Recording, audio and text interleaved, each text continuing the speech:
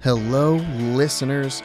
Welcome to another episode of Sound Connections brought to you by Mainline Marketing in Winter Park, Florida. On today's episode, it was very, very special for me. I had my podcast partner in crime on the Junk Drawer Show, Josh Delgado, hanging out with me, and we kind of went through the process of starting our podcast and what good sound meant to us. And I would like to thank Shore and Mainline Marketing for having us come out. It was great to talk to him. He flew in from Colorado to hang out with me. So without further ado, here is another episode of Sound Connections featuring the Junk Drawer Show's own Josh Delgado. Guys, welcome back to another episode of Sound Connections. We are here with local content creator for the Junk Drawer Show, Josh Delgado. Would Hello. you like to give the audience a brief introduction of you? Who are you? Oh boy, wow, that's a deep philosophical question. We'll make it less okay. philosophical and more. I'm Josh. That's what I do, and I am a software engineer, and I also do podcasts and D&D and other nerd stuff with this guy and a couple other people. That's true. I like long walks on the beach. You have a girlfriend. What are you doing? With her. Oh, okay. You didn't let me finish. I just like long walks on the beach. That's what we're going to do on Saturday. Oh, perfect. It's Yeah, gonna maybe be so Sunday. nice. I don't know. There's an F1 race. Priorities. Yeah. Priorities. So with this, we're trying to focus in on local micro content creators, and the Junk Drawer Show, as a member of it, I will say, very micro. Oh, very micro. Very micro. We make micro breweries look big. We make So- micro machines look big. So where did the idea for the Junk Drawer Show come from? And I'm going to ask you this question knowing full well the answer. Good, because I remember a version of what happened. Okay. So what I Is remember, it the version? I don't know. I really don't. I don't trust my memory anymore. That's fair. So I remember that we moved in together around 2017. It was Right. like mid-year 2017. Yeah. And I remember setting up my desk on like the right side of the stairs. Mm-hmm. And while I was doing that, I don't know if you were getting ready for work or whatever, but you came up and you were like, dude, you know what? I've just always wanted to start a podcast, and like, it just seems like a really cool idea. Do you want to do it with me? And my response was like, yeah, I got a lot going on, but if you do all like the prep work, if you get people and do all that sort of stuff, then I'm down for it. And then that's where it started. And we got our phones with the Apple headphones and used boxes as tripods. As tripods, yeah. We built our own tripods Yeah, by stacking by boxes. stacking boxes and cutting holes. Yeah. We're We were innovative. Innovative. Thank you. Yes, we were innovative. We were creative and poor. Actually, those Very poor. Those things just all kind of went together. Yep, that was probably 6 months into after my company failed. So Yeah, I think so. yeah, so I was like just scratching everything together, and that's where boxes came from. It was. I mean, our first. It's not a stretch to say our first podcast was rough. Do you remember the process in which we recorded that? Like, we used video, we did all that stuff. I feel like the production quality was rough, but Yes. even thinking about it now, because what we did was there's this thing called 36 questions, and I Right. don't know if it's around now, but it's meant to be a way for people to go from not knowing each other at all to knowing each other deeply. And since we had known each other kind of, It's a lover's thing. it's a lover's thing, yeah. Yeah. So whatever. So But like we had known each other for a good 4 years at that point, but not known each other. right, we'd seen each other in passing. We knew each other on a first name basis, but never had spent any kind of consistent quality time together. Mm-hmm. And I remember you being like, "First one should be this because I live with you and I don't really know who you are." And I remember recording it, and we had our Apple headphones, and we were like, "This mic is totally gonna work. It'll be fine." You had tested it by yourself in like a room in like your closet or something, and you were like, yeah, no, the sound quality's fine as long as you don't move. And I was like, great. Now you have the fidget disease Now. now always, and it just, I remember everything picking up clothes. It was always like shirt, collar, something, and it was always just like It was the beard. The beard too, right? Because that's when I started like letting it get a little bigger. So Yeah. every time it would. Yeah. And recently that happened a bunch on work meetings. So I bought new headphones. Fair. Smart. So at what point do you remember we made the distinct effort to up our sound quality? We upped it.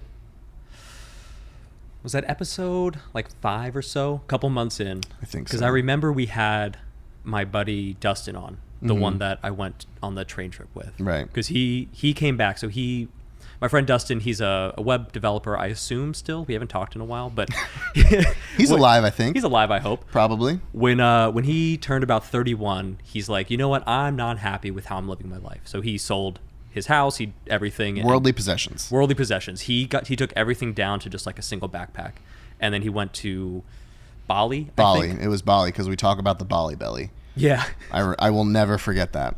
So he went to Bali and just started working remotely. And when he came back, he needed somewhere to stay. I'm like, yeah, dude, we have a couch. Come hang out. Also, do you want to help me out with the podcast? Because I think what you're doing is super interesting, and you should pay me for staying on our couch. With your voice. With your voice. It's okay. We bought him food. We did, I think. Probably. I don't know. He signed our table. Yeah, he did. Yeah. I think it was episode 5. And I think the thing that we'd kind of come to the conclusion to is both of us were people that were listening to podcasts at the time. We were like, it's not fun to listen to something that sounds bad. Mm-hmm. And it's two things that you don't think would correlate, but you're also like, if this is an audio feed and this is only going to be the way that this is digested, probably would make sense to sound good. Yeah, and when I would go through and edit, because I would use a little bit in Audacity, right. Having to listen to it, I have not been diagnosed with misophonia, but when someone chews with their mouth open, I want to hurt them. Yeah, that's fair. So editing those, I would want to hurt myself. Yeah. So I'm just like, oh my God. And yeah, I'm so glad we made that upgrade. And the mics have been going for 3 years now. 3, yeah, I mean, probably closer to 4 because we're almost at 4 years with Junk Drawer. Yeah. But, yeah, so what was that process like? What was it? What process did you go through to vet mics, find mics, buy mics, set up mics? What was that? What did that kind of look like for you? Well, I started saying, hey, Pat, how poor are you? And when you said, I'm this many poor, I'm like, dude, I'm that many poor. Oh, my God. So I think we set up a budget because we started with just 3, or did we go 4? No, we did 4. Then we only did 2 arms, and then we had the ones that were on that, like, on the stand, table. That very stationary, unmoving stand that we, as the people that purchased the equipment, were like, we get the arms because these are good. Yeah. And you two garbage humans who are still with us to this day, we were like, you guys get the stupid stand that doesn't move, and you have to move to it, even though we were better on the mic than they were, because we were greedy. And the dumbest thing, looking back, why would we pick that when we're doing a tabletop role-playing game? I literally have no idea. Where you have to touch the table and write? Correct. Oh, we were dumb. But yeah, it was really just, what is our budget? Divide that by 4. What setup can I make? So I think Amazon basic cables, the cheapest Anchor arm that I could find. Yep. Not SpongeBob's Anchor arms. And different. Yeah. And then I narrowed it down. But different. Very good, actually. I narrowed it down between the MXL, MLX? I think it's MXL. Let's call it MXL. Jamie? Can you get on that? The MXL 770 and the 990. And the 770 was $20 cheaper. And that's how we made our decision. Yep, and they're still with us today. Still. And I will be the first one of us two, to break from that mold. I think Justin has one now as well. But I'll be the first one to break from that mold because Mainline has been and Shure have been so kind and have donated an MV7 to our pod so we could update and upgrade our stream a little bit. So that'll be fun and be a pretty cool thing that's happening. Yeah. But so what went into the thought process of the Junk Drawer show? What made you and me, weird question to ask, want to do a show that's kind of a catch-all instead of about anything and one thing specifically? So I'll answer this for myself. And the answer was indecision. Okay. So indecision, I guess, is the negative spin to it. I just like a lot of different things. Right.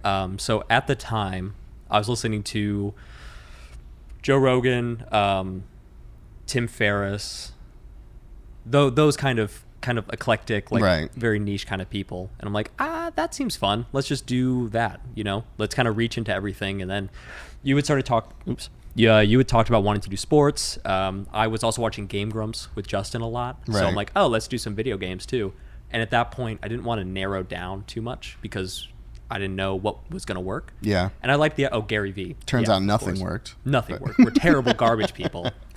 And so, that was really it. And then our first logo was literally our junk drawer. Yeah. I don't know if you remember that, but I do pulled it out. That. I'm like, cool, good enough. Yeah. I'm tired.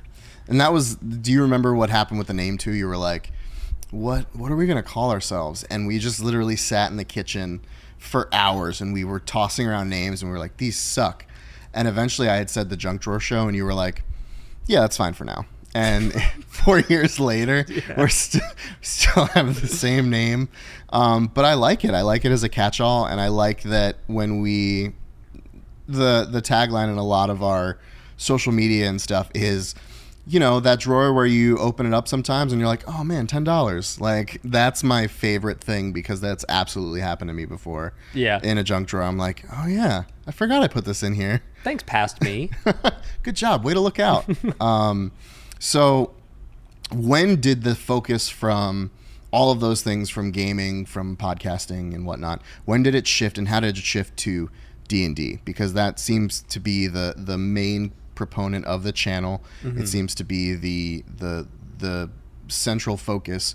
When did that kind of transition occur? That recording date was March 9th or 10th, right. Which I only remember because it was my birthday. It was your birthday weekend, I remember. So our friend Justin had gotten into D&D about a year before, I think, and at the time he was just a player and he was talking about wanting to try his hand in DMing. Right. So I don't think I hadn't seen him in a couple months. I'm like, hey, why don't, for my birthday, you come out?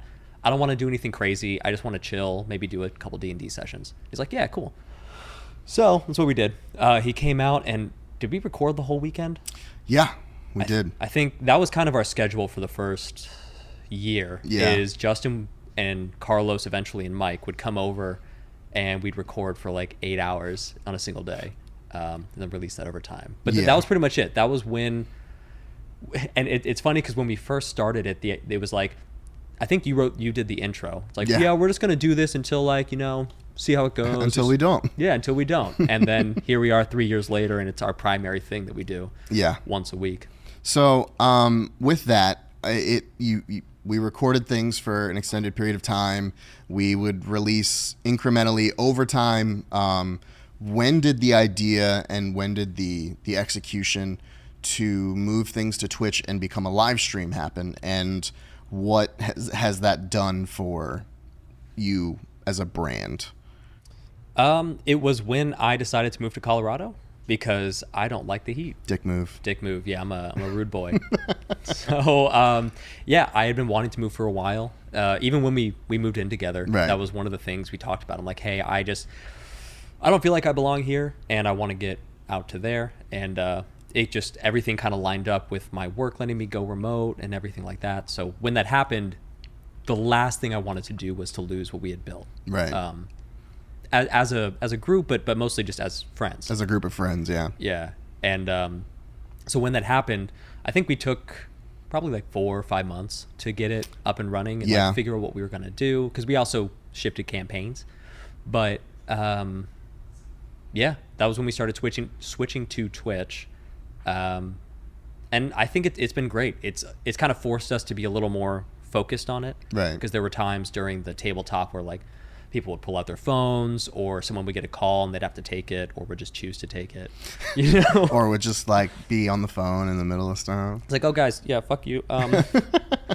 So I think it's done a lot for us. I think it's slowly over time nudged us into a more professional group as well, because we went digital there's always, when you have 5 people at the table, there's always an issue of crosstalk, of 2 conversations going on at once. And me with my ADD, I'm like, no, I hate this. And once we went digital, it wasn't like Josh just gets annoyed. It's a like, we can't do that because then no one can hear what's going on. Because then we have no idea what's happening. Yeah. And everyone couldn't hear because we were going through Skype at the time, right? Oh, yeah. So Skype will lower the volume of the not loudest person who's talking. Correct. So Which, yeah. he's got pipes on him. He does. Without fail, the man has pipes. So at this point, consistently on Twitch, what is the direction that you envision this heading in? What is the future of the junk drawer look like? So I've always said that I just want to make cool stuff with my friends, and that's still kind of the same. And we had that meeting last night to kind of set expectations with everyone, like what we expect from them, what they expect from us, and where we want to go. And I think I don't know the word for it. I don't know a launching pad, an experimentation zone. I want to make $5,000 a year so that the 5 of us and our significant others can go on a vacation. And that's really all I want. That's pretty much it. Once we hit that, I'm happy and just coasting. But then, my competitiveness will kick in. I'm correct. Like, but what about 10? But what about 10 and then we take 2 vacations? Yeah, what if we just make like $1 million? That's, worst case scenario, like twist my arm. So what is something that you didn't expect to come from this that has affected your life in a positive way? I think because when we started, I didn't think it was going to be a weekly thing. I didn't realize the consistency that it would help me build. And I've always had problems with rigid schedules. Like it's hard for me to get into them. Once I do, I'm all about it. But yeah, that's not the actual answer. I'm like, I have 5 thoughts going in my head and they're all just competing with my Which mouth. Which one's going to get out first? Yeah. So really it's the consistent friend group, like, we play every Tuesday, right? And it's nice that even if I'm having a terrible week or if my roommates are annoying, sorry, Chris and Jordan, I know that on Tuesday we're going to hang out where I might have a drink and we'll just like play. And then afterward we'll shoot the shit for another 30 minutes and then I'll try to sleep and then I won't fall asleep until midnight because I'm too pumped. Accurate. Yeah. Accurate depiction of what actually happens. Like it was so wild seeing Carlos last night because like I haven't seen him for 2 years. Right. But I see him every week. So in my head it's like, oh yeah, cool. But it was the good first to time see I'm you, like, but also like, oh my God, you're actually a person. Yeah. You're not just a face on a screen that it's I stare at. not a deep fake. So moving forward, D&D is going to be a constant. Is there something you would like to see brought to the channel, either by yourself or by someone else, that you would be excited about? I think social stuff that's not like, it will be marketing. It will be a way to get us out there, but things that we make that don't have a purpose, like, when Justin, Mike, and I were in high school, we did a film group. We had a small, like, little skit comedy group, 4 of us. And I miss those days where it was like, what do you want to do this weekend? Oh, I wrote this skit during math class because I don't like math. Because math is dumb and I'll never need it. Yeah. Now we play D&D. It's a math game. But I miss that. I miss just having an idea and not overthinking like, oh, well, how do we make it sound good? How do we, like, what shot should we do? And just in the moment being like, you stand there. Okay, cool. And that's kind of the way that a lot of the social content skits have gone. Right. It's just, a lot of the time it's just one person just like, I'm wearing glasses. No, I'm not. Well, do you want to talk about the most viewed video on our channel? Oh, yeah. Paul Jake reacts to Jake Paul. Paul Jake reacts to Jake Paul. Dude, I miss those so What much. is Paul Jake? Explain for everyone what Paul Jake is. Paul Jake was a product of Hurricane Irma. So shortly after we moved in together, Hurricane Irma hit, and we had like 3 days where we just had to hunker down. And I don't know how we came up with the idea, aside from the idea that Jake Paul's a douche. Yeah. And accurate, still to this day. Yeah, and I created a character called Paul Jake, and you were Ferd. I was Ferd. And it was just like a tool. A skit, yeah. Just a tool, dude. and he had done some video recently where he just reacted to something, and the whole time he was just, haha, cool. Like he had no reaction, right? And just because of his name, he just got. I'm a mess right now. I had one Diet Coke, and I'm going crazy. Not gonna sleep till midnight. I know. Fired up. Oh, screw my tea time. But he had just done that video, and I'm like, let's just make something, you know? And so we made Paul Jake reacts to Jake Paul reacting to whatever he Paul reacted Jake. to. Yeah. Oh, yeah, because we had a Paul Jake video where he like ran out in the middle of Hurricane Irma. Yeah, we filmed that outside while the hurricane was literally hovering over Altamont Springs. I was a very intelligent 26-year-old. We both were. Yeah. We both were. Still am. I'm invincible. I'm gonna live forever. Yeah, that has that's the most viewed video on our channel because Jake Paul is it's our second is like 350 views. That one has like 3,000. Like it's a sizable margin. And every time I've taken a bigger interest in doing our YouTube stuff recently, every time I go to upload stuff and I see that that's number one, I have to laugh because 98% of the people that watch it are going for actual Jake Paul content, and that's why it has so many dislikes. Yeah. But also, there's one guy that commented one time and was like, "This is awesome," and I was like, that guy did not know what he was gonna find, but was super happy when he did. Yep. It was. And that's what we do it for. That 1 in 3,000 who's like, I get you guys. I understand you. So with all of these things happening, do you envision more podcasts? Do you envision different voices coming on the podcast? Do you envision what is your end goal as far as the podcasting side goes? Are you still trying to document? Is it something you're taking seriously? Is it something, what do you envision it being? It's something that I am dedicating myself to take more seriously starting tomorrow. Not as a joke, not like, do it tomorrow, but actually tomorrow. Yeah, or I guess the first. Yeah. But I'm gonna do at least one per month, of varying lengths, even if I have to just do an unload of what I'm thinking, right? Just to get the consistency out there, because I do want it to be a documentation of me and my friendships with everyone and just people I find interesting. One thing that I want to do is take the group that we have and like reinvigorate our friendships. Not that we aren't good friends now, but when all of us met to where we are now is just so different of people. Yeah. Like I met Mike and Justin when I was 13, I think. So to go from 13 to 29, like we're very different people. Yeah. And growth happens. And it's, you sometimes have to take those friendships and actively update them, because otherwise you just coast. Yeah. So I want to do some interviews with the team. I want to find people in Colorado to do it with as well. My roommate is big into history. He loves history, especially like Eastern Europe, Russia era, like Soviet era stuff. So I want to get him to do it. I kind of a little Joe Rogan-ish, in the sense that it's just whatever I find interesting, whatever you find interesting. I'd love to get new people on. My brother was talking about doing some skateboarding stuff, which we don't have any of that. So we don't have any of that. I am very here for that. What about you, though? Like, what do you see? Because you've been asking all the questions, and we built this together. I am the podcast host. We built this together. We did build it together. I'm very excited for what the future holds. I think we have a lot of very multifaceted individuals on our team that if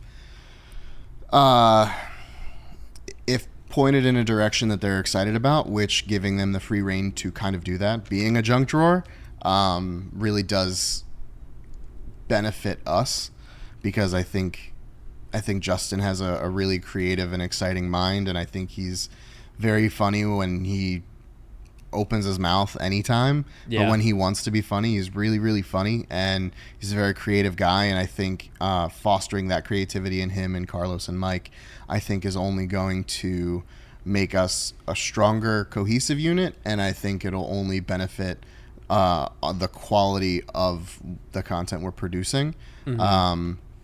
But what's the next upgrade? So we obviously talked about some challenges with sound. Do you envision a more video component? Do you want to upgrade sound again? What's the next step to bring the junk drawer to the next level, tech guy?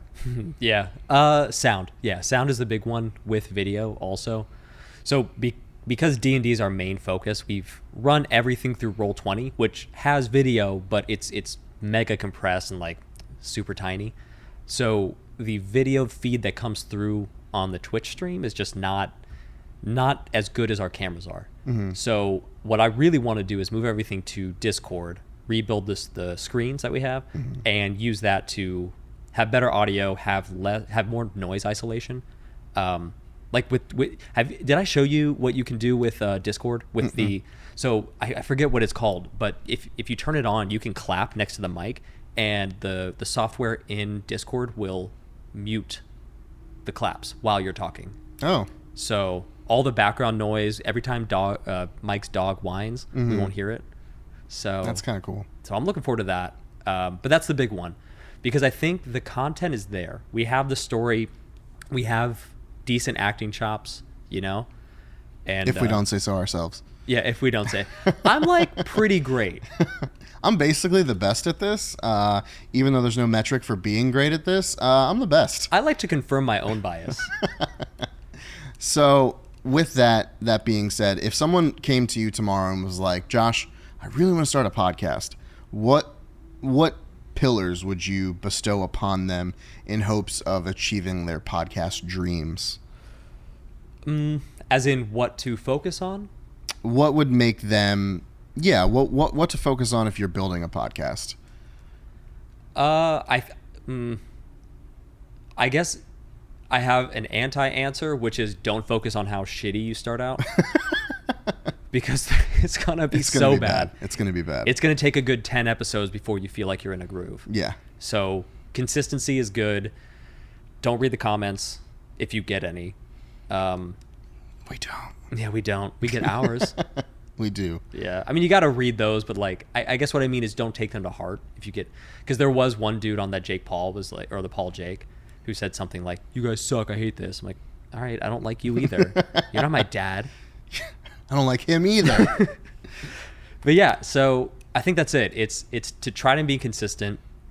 And one thing that I've been trying to do with other aspects of my life is to build that routine and just start super, super low. So I had kind of taken a break from working out consistently just because life got in the way. So I just started with like, okay, I have to do 5 push-ups a day. Just enough that it feels like it's too easy, but the hard part that you're actually working out is the consistency. Right. And I think that's where a lot of people fall when it comes to any sort of content creation or anything that they want to do. So start really small. I had the idea to do like 5-minute podcasts at one point just to Keep get it going. Yeah. That didn't happen. Consistency. Yeah, consistency. I am the poster child.